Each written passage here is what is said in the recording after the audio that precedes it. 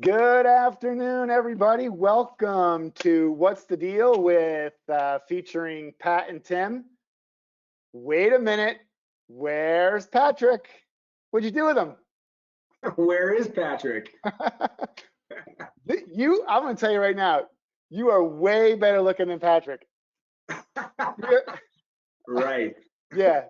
So if you don't know who is on with me today, this is my old buddy, Ty Fleming. Ty has been with Max Digital. I don't know. Tell him a little bit about Ty Fleming. God, Ty Fleming. I've been with Max Digital since 2012. Done a lot of things with this company. Account management up in the Northeast, success management across the country with some of our larger organizations, and now I'm doing all sales. So I'm on the sales front. Don't get to hang out with all our old accounts, but no. So for the guys who used to work with me directly, Ty and I were like tag team, and we were running buddies for a couple of years with the Hendrick guys and the Penske guys and Luther. So thank you for coming on. We are going to talk about time to market today. Absolutely. Yeah. So I was just on a call this morning with a VP and his 8 or 9 stores talking about, it was a used car only meeting, and he started the meeting like this. He said, we are going to have to be really, really good at used cars going forward. The supply of new cars for the remainder of the year is certainly in question. Depending upon the brand, it's worse or better. And he's like, the used car operations are going to have to be running at full tilt. So I think today is a great way to start springboard off of that and start talking about time to market. All right, are you kind of hearing the same thing, Ty? Absolutely. I mean, and especially on the new car side, you're going to have so many incentives. So it's just one more thing. You got to control what you can on the pre-owned side. I mean, you nailed it. Yeah. So there's Ty's information. If you want to reach out to him directly, tfleming@maxdigital.com. You connect with him on LinkedIn. There's me. There's my contact info. Live from the back lot. It's our Facebook group if you guys want to sign on there. We do have a poll question for today. All right, so Ty, this is where the folks on the other line get to respond to our question. So let's see. I've seen this a couple times. That Super Bowl. The worst Super Bowl team in the world is definitely the Bills. I don't know what people were thinking.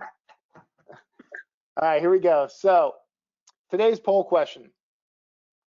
What is an acceptable amount of time to get your cars online?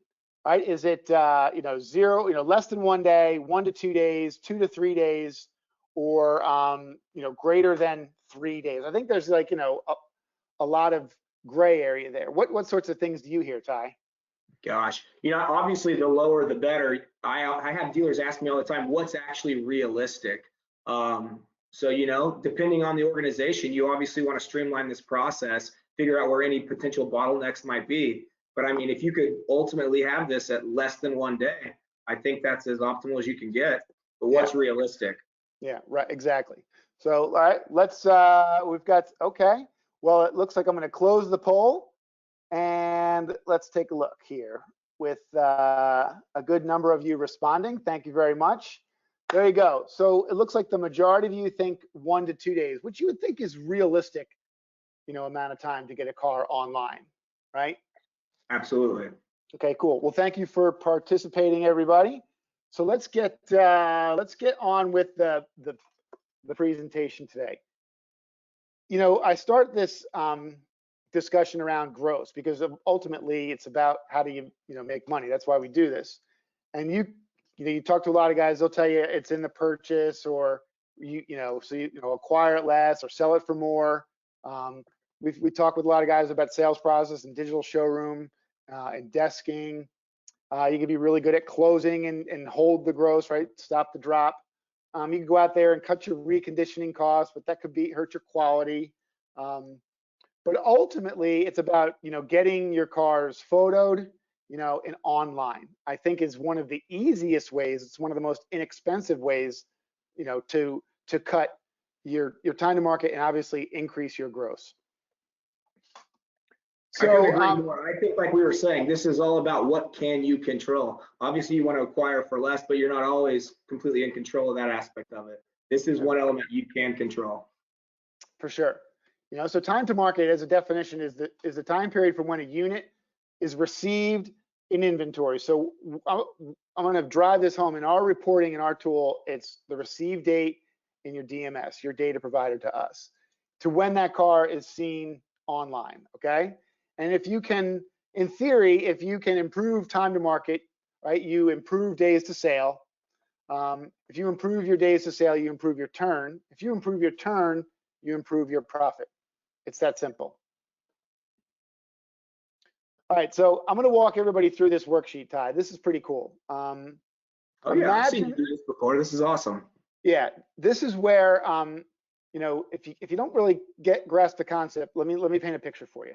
Imagine you're a high volume Toyota store, or Honda store in Atlanta, Georgia. Okay, you sell 150 cars a month, and it takes you on average to sell a car every 24 days to sale is your average days per sale. Now that would mean that you're turning your inventory 15.2 times per week, right? And that would be an improvement of 3 days. So all we need to do is get better at getting our cars online by 3 days. So no matter what, we all think that it's 1 to 2, but realistically, where are we? So if we could drive that number down 3, get it to 21, we would improve our turns to 17.4 times a year. Ultimately, right, that's 2.2 times more. So if you're selling 150 cars in a month, that's an additional 330 cars over the span of an entire year. All right, all we're doing is trying to improve the process.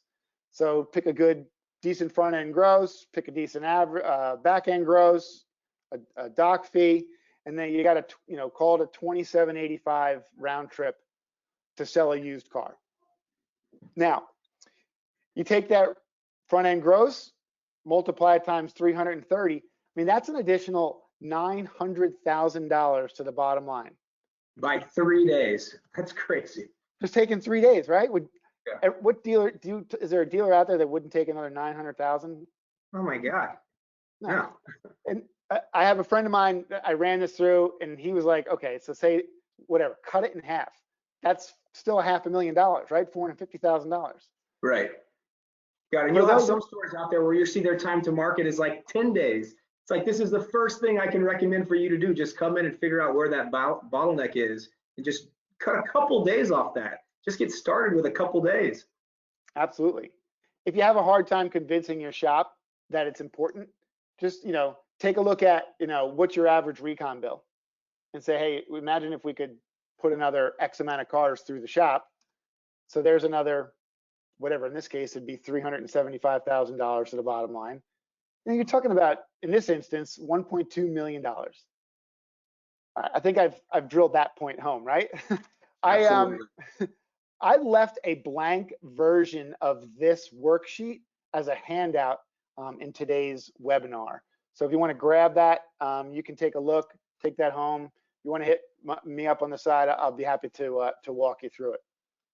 So Ty, tell us a little bit about where a dealer can go to find out where their time to market is with the Max Digital product. That's easy. That is found right on the dashboard within Max Digital. So once you're in there, you're going to have up at the top a couple different displays. Your time to market is going to be the first report for any analytics that you'll see on the dashboard. You'll notice up in the top right, you can actually set the time frame of what you're looking at. So in the example here, it looks like we're looking at February, or just the month of February. But you can expand that back to a couple right? months. Exactly. Well, that's how old. This stuff doesn't change. It doesn't change. But one thing to keep in mind, and I do think you already mentioned this, Tim, is this is not when that vehicle was put into Max Digital. This is actually from the receive date in the DMS. Make sure you drill that home, because I've had a bunch of customers who have asked me that. Yeah. So there's two metrics that we look at here, right? On the time to market report? Correct. All right. So what's the first one? So the first one is going to be days to vehicle online with a photo. Yeah. So that first photo. Yeah.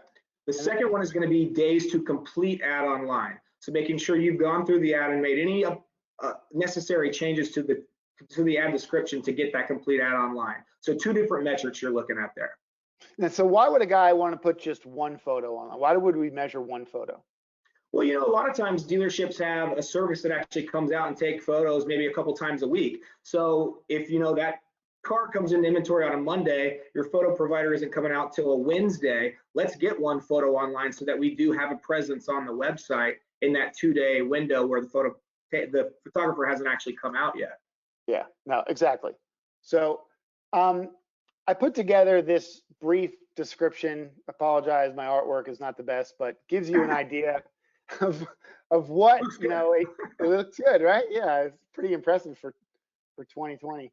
You know, what it looks like, you know, but understanding, you know, I would recommend get your PhD in the data flow for your dealership, because somebody there needs to know the ins and outs. That's where the money is made or lost.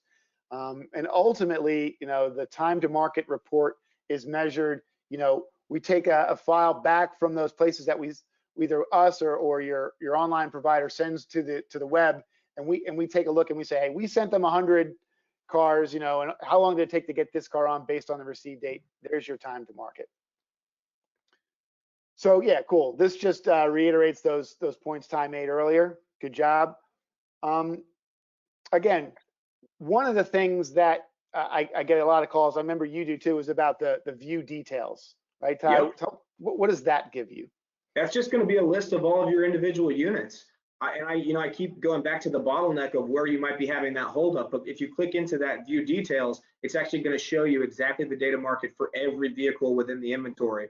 You might have a pretty consistent one data market for a majority of your inventory, but if you've got one, you know, that for whatever reason is taking 2 weeks, that's going to really pull down your average. So I always say get into that view details just to make sure, you know, you're crossing all your T's, dotting all your I's. Yeah, so this is where, you know, I'm gonna say, I think this is the last time we use the receive date in your IMS, sorry, your DMS. This is an old 4008 screen from Reynolds & Reynolds, but you guys get the idea. That's what we use as the benchmark, okay? And then the date the unit is returned in the file, we'll have that day there, and then we calculate it, you know, the total days, you know, we do round out to the nearest day in this one, you know, for your reporting purposes. So Ty, what if a guy takes a car in, and if you, this is the kind of car, if you put it through the car wash in the back, you screw it up. Is there a way a guy can get a car online really quick? Absolutely. That button that you're showing right there, take into inventory. And anytime I have ever done an initial training or, you know, a revisit to how can I get better using this system, I always point that out. Because again, we'll pull in the inventory from the DMS automatically each evening. But in order to help with that time to market, that's what that manual take into inventory button is for. It's exactly what it's for. Yeah, no, it's really good. It'll pop up this gray screen here. Just put in the information. If you do not see this take into inventory button in your instance of the appraisal tool, hit me up or hit the help desk up. We can get it activated for you. It's anybody can get that working. Okay, great. Let's see here. What happens if you do build a car build it manually and then you pull it in that next night? Will they marry up? Yeah, so if the information from the DMS will marry up with the information in the system, and it's based off of the VIN. So, you know, we won't let you put a car in with the wrong VIN. We will let you put a car in with the wrong stock number. But sometimes, you know, we fat finger it here and there. So if you see that, you might get a duplicate stock number once in a while, just call the help desk. And they'll be able to fix it for you right away. So, well, cool. So that's everything I think we had about time to market. I didn't see any questions today, but I think this is a great topic. Ty, anything to add? Tell them what you're up to these days. You know, just try not to go too stir crazy. I'm in DC. It's cold up here, so ready for warmer days ahead. Yeah. Okay. Fantastic. Everybody, we will see you next Tuesday. You know, what's the deal? Featuring, dude, I'll tell you, Patrick should be concerned that we're going to do away with him and stick with you. So. Just control what you can. If they can take anything from today, just control what you can. Cool. Thanks, Ty. Everybody else, have a great weekend. Sell them all. Thanks, Tim.